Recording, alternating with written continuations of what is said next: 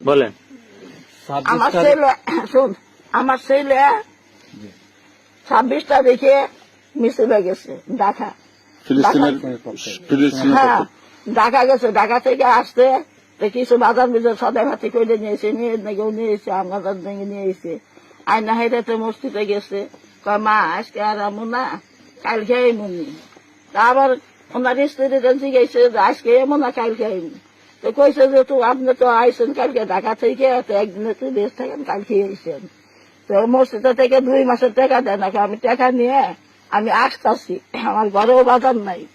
দেখে আমি টাকা নিয়ে আসতেছি, আইসা তারপরে বাজার করে দিয়ে যাবো, চাইলো কিনে দেওয়া যাইব, এটি বলছে। বলার পরে সেদিনকে তো গেছে রবিবারের দিন সকালে আমার লোক কথা কইছে। তো জিজ্ঞেস করলো যে মাহিরা রাম্মু কই? আমি কই ঘরে। মাহিরা কি মাদ্রাসায় গেছে? এই যে খাওয়াই নয় রেডি করছি, এখন যাইতাছি। তুমি খাইছো? খাইছি। কই হেরে আমার বউ গেছে আবার মাদ্রাসায় মাইয়াদের দিয়ে আইতে। ওখান থেকেই 9টা বাজে 8:30 বাজে দেখে নিয়ে গেছে, খাইতে বসে খানা খাও, খাইতে যাইব। ও বাবা, আমি কি করে ভাত খাই গো? আমার কথা বলছে, ইসলামের কথা বলছে, এর জন্য তার জীবনটা তারা নিয়ে নিয়েছে। আমার একটা মাত্র কইতে চুলাই গো, হত্যা করছে। প্রত্যেকটা আসামিকে ধরে এদেরকে ফাঁসি, আমরা ফাঁসি চাই।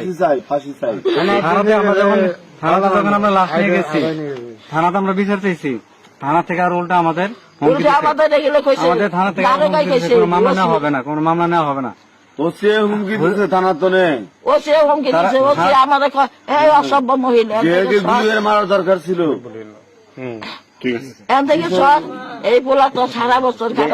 আপনার দাবি হচ্ছে সারা বাংলাদেশের সকল মানুষের কাছে যে এই হত্যার বিচার চাই এবং শীঘ্রই এদেরকে গ্রেফতার করে এদেরকে বিচারের সম্মুখীন। আমরা যখন বলছি যে এটা মামলা নিতে, মামলা উল্টা না নিয়ে আমাদেরকে বলে যারা আওয়ামী লীগের লোক, আওয়ামী লীগের লোক, হ্যাঁ, এগুলো বিভিন্ন জায়গায় খবর